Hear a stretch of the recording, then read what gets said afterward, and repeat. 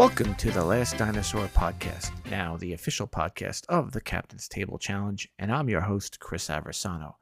This special series is part of our collaboration to bring you the latest in maritime innovation, focusing on game-changing themes like environment, social impact, governance, and digitalized supply chains. Join us as we talk with thought leaders shaping the future of our industry, all leading up to the finals at Hong Kong Maritime Week. Don't forget to subscribe, leave a 5-star review, and follow us on Spotify, Apple Podcasts, or wherever you listen. Now let's dive in and onto the show. Welcome, everyone, and you are listening to The Last Dinosaur, and I'm your host, Chris Aversano. Thank you for listening to this episode of the Captain's Table Podcast, being brought to you in collaboration with The Last Dinosaur Podcast. Today's guest is Vishal Khattri, Vice President for Professional Services, APAC for Veson Nautical. Veson Nautical delivers maritime freight management solutions that propel the global shipping economy. Trusted by buyers and sellers of bulk marine freight in every region of the world, Veson solutions are responsible for managing over $109 billion in freight traded and moving 4.4 billion metric tons in annual trade each year. Veson is also a proud sponsor of the Captain's Table Challenge for this year. Vishal, welcome to the podcast. Thank you, Chris. So I'm actually excited. This is the first podcast that we have in this series that we're working together with the Captain's Table. At least I am. And of course, for those that don't know, Vishal and I actually work together, even though we just met for the first time before this podcast. I'm excited to bring this to you. So Vishal, talk to us today a little bit about kind of what Veson's up to, what you're up to, and what kind of your day-to-day is like. Thanks again, Chris, for the warm welcome. So at Veson, we've been focused on doing the right thing, right, for our clients, for our colleagues, and for the maritime community at large. We take a lot of pride in our work, our quality standards, and our deliverables, and we are constantly moving forward, innovating, which is the need of the hour, collaborating with our clients and industry partners, and delivering the best possible solutions. In other words, we've been busy doing what we do best, providing actionable maritime data and freight management solutions to over 2,400 clients, including many of the largest companies in the world. So maybe a little bit about myself, some more. As you mentioned, Chris, I am the Vice President of Professional Services. I've been with Veson for 11 years and have always been in client-facing roles.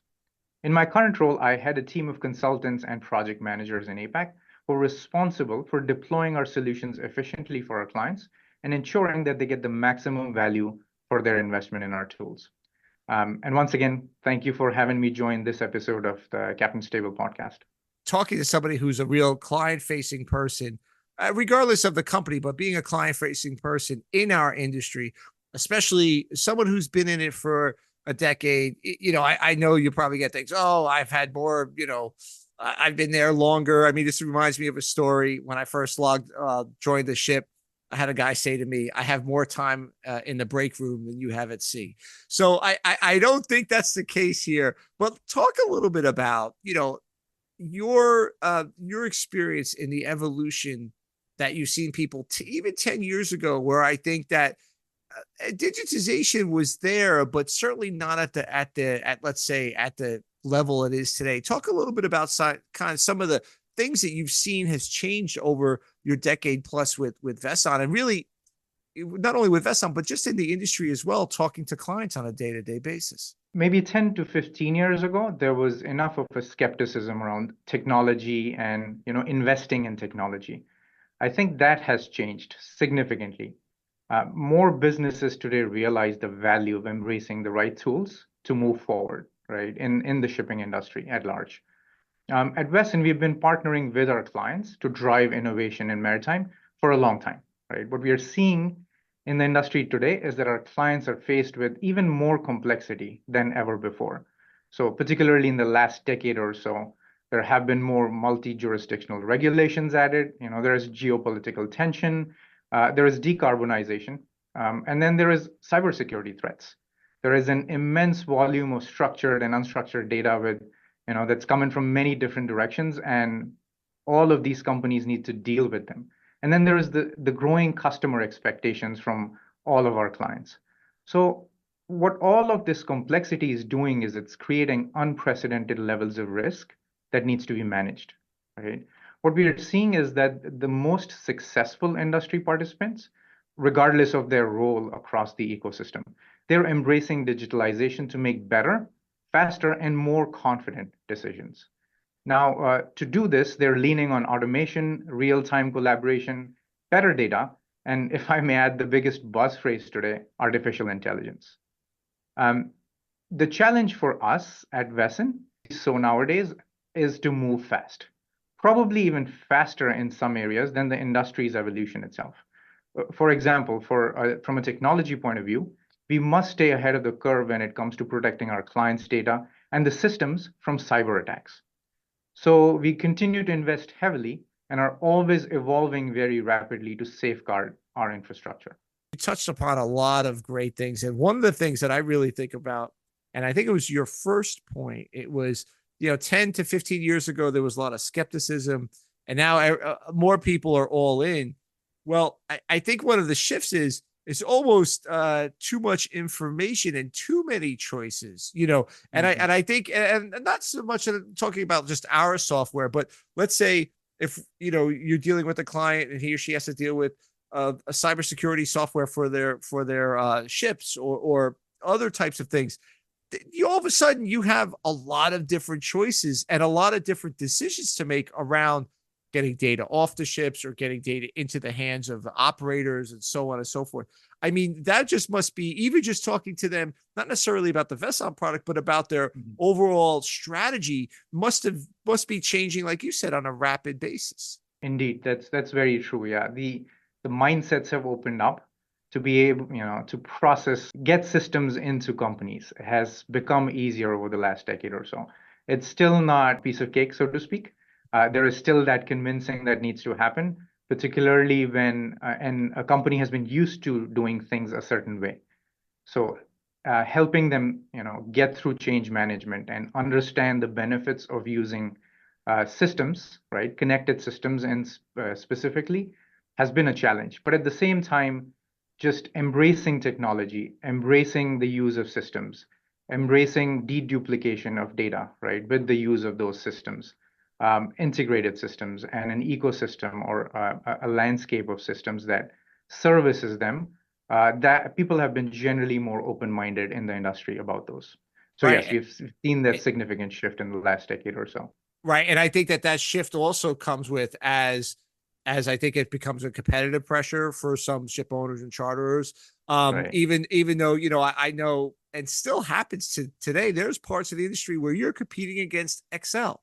You're not competing against, software company B. You're actually competing against Excel because people will say, I've been running these 10 bulkers or these 10 tankers or 10 chemical ships the same way, and I could manage my P&L. I can manage my bunkers and trying to get into the next level where all of a sudden some of the management of it becomes way more complex. Like you mentioned, just, environmental regulations. And obviously we have the EU ETS. It gets, even if you only have 10 ships, I mean, I wish I owned 10 ships, but even if you only had 10 ships, it becomes an issue because you really have to be dialed in. Otherwise you could be leaving money and opportunity on the table. And I'm not talking about it this is not a Veson infomercial, but this is across all of your data.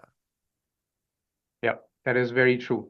You mentioned Excel, and it's funny, actually, we replace Excel with our system more than any other, competing system or set of systems. The big question is, around data analytics and being able to use the data that is captured into the systems in the future to make better decisions. Excel doesn't give you that ability, right? And that's where, again, not just, Veson systems, but any system is better than an Excel, right? From that perspective. Excel is great for number crunching, but it's not an ERP system for shipping, right? It doesn't have maritime data in it. It's not going to be able to give you the best business to perform, right? So all of those things kind of add up, and that's where a landscape of systems becomes important to be able to use and leverage the data, the value of historical data that's housed in it. Yeah, and I also think you touched upon the other kind of hot button topic and this is a real interesting evolution. I'm curious to hear your take on this. 5 or 6 years ago, it was blockchain, right? Everything's going to be blockchain, right? And Right. that's kind of when I jumped into the digital side from being on the chartering side and the broking side. Blockchain was going to be everything, and I think people maybe oversold it. What I don't think is getting oversold. I think we transitioned away from blockchain and into AI, MI, and I think that that's going to be an interesting evolution too, because I think people are going to accept it, especially as we see more chat GPT. And then now we're going to have maritime chat GPTs. We see kind of companies doing that. But certainly, it's going to be adopted in different ways, whether it's on an ERP or ship based or port based. It's going to be adopted a lot more. What are you hearing about kind of from the industry, and when you talk to clients about AI, MI, and kind of their feeling about it, and kind of what direction they want to go? Because I think a lot of people get worried that it's going to be the Terminator, right? Skynet. Yeah, no, that's a very good question. So I think a lot of people are still struggling, particularly in the shipping industry, to understand A, what is AI, and B, how do we leverage it, right? Right. And I think Yeah. they're looking at companies like Veson to help them understand and get value out of AI. They know that it's something that will benefit the business. They're not exactly sure how that would happen, right? Right. So maybe as an example, I can talk about ShipFix, which is now a part of Veson, but it came into existence to address a critical need in our industry, right? Using machines to read emails or natural language processing to Right. parse the contents of an email and then putting it into a structured format. Otherwise, imagine reading through like hundreds of emails manually every day, finding relevant information, and then picking the data points you need and typing those into a system to get value from it. Well, Versus here, I did that for a long time. I was a shipbroker. I was a junior guy, right, right. Everybody, yeah. So I mean, we've all been doing that, right? And we Yeah, still do yeah, it to this day. yeah, yeah, Uh, absolutely. but now what a system like ShipFix does is it parses the email for you, Right. picks the right information, puts it into the fields, even batches some of the duplicate emails, and then also helps you with using this data to make business decisions, right? Through other screens and functionality Right. within the system. Right. So I think it's groundbreaking work like this that needs to happen more in our industry. Um, Innovation needs to continue to happen, and then technology is the medium that would springboard this kind of evolution in the maritime ecosystem. Yeah, I really see this, and I know about ShipFix, but I really see this actually, and curious to hear if you're hearing your clients talk about this in the application of ESG, not monitoring the things, but taking the data out and really being able to put AI or MI around it to really kind of get the right data and make good decisions. Because we think about shipping decisions, especially in the non-liner trade, dry and wet, as a one number. What did I earn a day? $26,000, 42,000, whatever it is, right? Mm-hmm. 18,000. But now with ESG, you got, well, what did I earn? How much? And did I earn credits? Because that's the second part of this. How does my rating look? And I feel that machine learning or AI is definitely going to be something that is going to be the next layer of kind of application there. Generally, the industry, particularly non-technology businesses within the industry, are still struggling to understand how Yeah. do they actually put this to use, right? And that's where I think the likes of Veson and many startups, Yeah. the Captain's Table sponsors and help startups. Yeah. Yeah. So from that perspective, the responsibility lies with us, right, on the technology side, to be able to provide those answers to the businesses in the maritime system. And to provide guidance. I think one of the things that I think smart companies try to do is yes, they try to solve problems, but they also try to collaborate, even with their clients who may ask you to collaborate with other digital companies, right, to make the Right. whole ecosystem. And I think that's been also a shift, rather than one company trying to do it all. Yeah, you try to do a lot of it, but you have to realize that ultimately you want the client to be happy. And I think that's also a little bit of a shift. You mentioned startups, and before we get to Captain's Table, which is a Hong Kong based event, you sit in Singapore. You A really vibrant community. You see a whole bunch of things happening. Talk a little bit about kind of about what you're experiencing there, and kind of the startup and the technology industry, out of Singapore.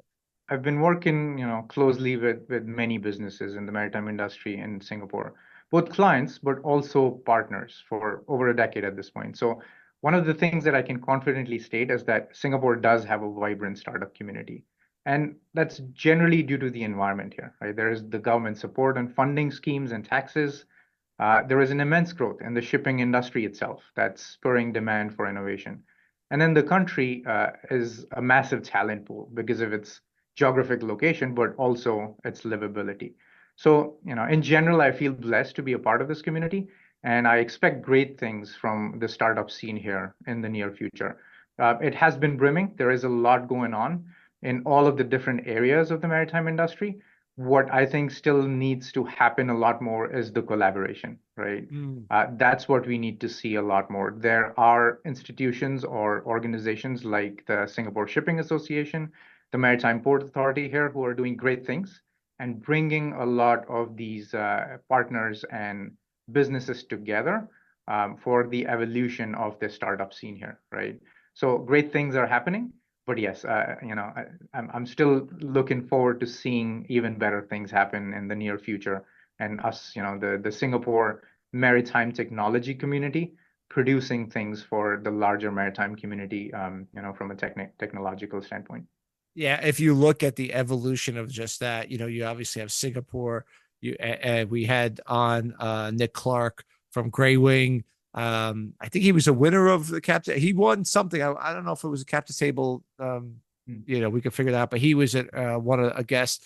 Obviously we've had some folks on from the dock, which is out of Israel. We had Fabian from Flagship Founders in Hamburg, and SMM is going on. They did some things there, and obviously you have a couple of New York based ones, and I'm sure I'm missing a half a dozen, and people are going to say, Chris, you're missing all this. But what I'm seeing is these pockets, and of course in Boston and New York as well, what I'm seeing these pockets of these technologies, and they have a lot of these kind of whether they're incubators, whether they're startup funds, or anywhere in between. I think it's pretty exciting for the industry, because really even 5 years ago, and we've seen a lot of good things out of it. So now we're pivoting to Captain's Table, which I think is in their 6th or 7th year. Veson is sponsoring the Captain's Table. Talk a little bit about when, and I don't know how much you've gotten involved in kind of the actual, sponsorship of it, but when Veson decided to do this, what was the compelling reason and underlying kind of thought behind it? Sure. Yeah. So with the Captain's Table, I think we share a passion for innovation in maritime, right? And like the Captain's Table, Veson believes that digitalization and innovation is not something that any one company can accomplish independently. So as an ecosystem, we are becoming more dependent on data sharing and system integrations. So the more that we can be united in an effort to modernize, the more everyone in the industry benefits, right? So for clients that have been engaged with Veson for a long time, they can attest to the role that they play in our product development and innovation. We don't create anything without the input and feedback of people who need to use their technology every day. One of the areas where we are doing this right now is decarbonization. So we work in very closely with our clients and industry stakeholders to understand the needs and challenges that come along with decarbonization, including regulations like EU ETS, Fuel EU, and we are building solutions specifically for these needs. So what Captain's Table does is it spurs innovation through many companies, particularly, this year we're looking at startups, and that's where the competition is. And that's needed. That's effort to modernize and integrate systems for data sharing and for, solving our clients' problems, solving the businesses in the maritime industry problem is critical. And no one company or team can do it alone. So that's where we're excited, and it's lovely to be able to sponsor the Captain's Table event. You're absolutely right. Now, no one company could do it alone, and I think it's interesting too, especially when you have clients and not just Veson, but a lot of clients, because sometimes it's shared, and there are people out there who are very interested in technology and kind of push their vendors to really kind of embrace some of this new technology that is kind of data adjacent, and to really to work together, like you said, in a collaborative way. I had on a gentleman from Napa recently, Hmm. and he said one of the most fascinating things, that 90% of the data that's captured on a ship doesn't get off the ship. Mm. Right. And you, so you think about all that data that's not getting processed, that, or maybe in a timely way. And I look at the Right. opportunities that maybe some of these startups could bring to the client, and ultimately whether it makes its way directly or indirectly into a Veson or another type of platform is maybe to be seen. But I think there's a lot of opportunities there, and hopefully the captain's table will see some some companies evolve from that for sure. Yep. Yeah, absolutely. So you said you've been in the industry for a little over a decade. We talked beforehand, an interesting evolution going into the shipping. Well, you've been Veson for 11 years, and that's your entirety of the industry. Talk to us a little bit about, if you were 10 or 11 years ago making a decision, maybe you had a different path to go. Maybe you could have gone to pharmaceuticals, maybe a different transport. What would you tell yourself back then, and what would you tell somebody now? Maybe you're meeting somebody, who's learning about the maritime space in kind of one of these meetups in Singapore. I know they do, like you said, the Singapore Maritime Association does a lot of, youth engagement. I mean, it's just a wonderful thing. I think a lot of other orgs can learn from that. What would you tell like somebody getting in, or what would you tell yourself 10 years ago? Run away, stay at it. What do you think about getting into this industry? No, that's a very good question. When I was entering the industry, and I come from fintech and e-commerce spaces, so I think just generally from a technology standpoint, both of those industries were a decade ahead of maritime. Just to be completely honest, so I did have the questions in my head if this is a good move.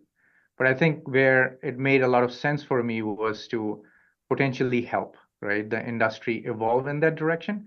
And Veson seemed like the right choice from that perspective, right? Veson was doing great things back then. Veson is still doing great things, but that's where it felt like this is an industry that maybe is not at the same level in terms of adopting and using technology to its best abilities back in the day. So that was my big reason for moving to the industry, to be able to make that difference, maybe bring my experience in from the other industries that I'd worked in, again in a client facing capacity, but with a technology background in education. Fast forward to now, yes, I think the likes of SSA, Singapore Shipping Association, which you, as you said, have a young executives group, and the young executives have that mindset today. They're already thinking how to use technology, tools, systems, a better landscape of interconnected systems to get better business results, right? So I think it's exciting times to actually be part of the maritime industry now. So I would definitely welcome people to the industry now. I think I had mentioned, the complexity and the unprecedented levels of risk earlier. What that does on the flip side, it also brings opportunities, right, to help shipping companies navigate through those risks and make good business decisions. So, a landscape of well connected systems or platforms with data in context becomes critical for the success of businesses within our industry. And I think that's the place we are in today, where that realization has hit. People are aware that technology can be used to spur growth, can be used to make better business decisions, and have that business advantage. So, these are exciting times. So I would absolutely welcome anybody that's, is going to make a difference to our industry through their innovation and growth. The way I look at it a lot of different levels. I mean, I started off at sea. I look at the amount of jobs, and I'm wearing my USA hat here, looking at US flag jobs, which I saw a job board posting the other day, and I literally sent it to my friends, like, and we graduated a while ago, and we were like, they listed more jobs on one posting that I saw than Mm. my entire class saw for like a year. I'm not like, and it was amazing, and just the opportunities. Right. And I know it's a lot of, well, it's not cool, it's not this, but That certainly is something that I look at and I go, man, if I was getting out now on a sale for a little bit, I would definitely look at that, save some money and do that. But then the other thing is, so that's a very old school way. And I think there is a need for that. But I also think, and I truly believe that now, especially post COVID, a lot more opportunity to be remote worker. Right. So I don't think you have to sit in Singapore or in Houston or New York or Copenhagen or so on. You could be a little more remote from there and still be a part of an ecosystem that is, obviously global in nature, right? I mean, you could be Indeed. someplace from South America and maybe not near a maritime hub and be part of it as an operator, as a technologist or something like that. And I think it's solving a lot of we're trying to tackle some of the biggest problems, including decarbonization, and including, world trade.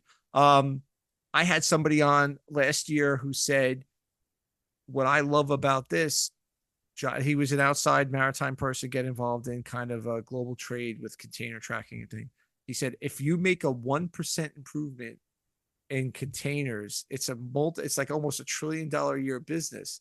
1% is gigantic, right? Right. That's a lot of money and a lot of carbon and things like that. If you can make, so I think that's one of the things that I tell people, like, it's not just working on a ship or working for a ship owner or working for a truck. There's so many things now, even within Veson or other companies like ours, that is just, it's really exciting. And I know that the captain's table brings out a lot of that as well.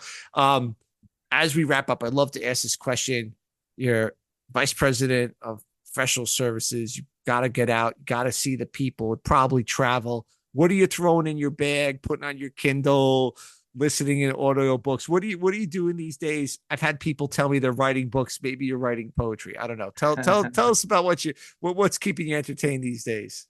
Yeah, thanks, Chris. I like the feel of paper, so it's definitely not Kindle. It's still a hard copy. That's still my Uh, father-in-law is the same exact way. I'm not comparing you to my 82-year-old father, but he like, hey Dave, why don't we get you a Kindle? The guy reads more books. He's retired. No, no, no. I got a stack of his leftover books sitting over here, and like, I'm like, I'm never. There you go. Yeah, yeah. I love the feel of paper on my fingers. So yeah, I'm reading a book called Agile Business by Bob Gower and Rally Software Team. I'm only a couple of chapters in, but the book takes agile software development concept and applies them to other aspects of a business. So as the economy and the dynamics of consumer interaction with a business are evolving at a rapid pace, it is critical that all organizations become more client-centric, people-centric, and be agile in every aspect of their business, right? So that's what the book is about. And as I read through this book and having worked at Veson for over a decade, what I can say proudly is that Veson is an agile business, right? Always keeping a pulse within our industry, what clients care about, and having the ability to quickly change direction as needed, to be focusing on what is more valuable to do for our industry and for the clients at a given time. So it's nice that I can draw those parallels, right, as I'm reading the book, between how Wesson executes and does things, versus what is best practices according to, a business that should be run agile. Yeah, that's it's funny, being on a product side, you kind of live and breathe in the agile Right. world. And Indeed. it was funny spending most of my career being, I guess, very client facing, because on the chartering side and prefixture side, that's all you do. And as Hmm. I transitioned from that role into a product management role, I'm going to shoot myself in the foot here.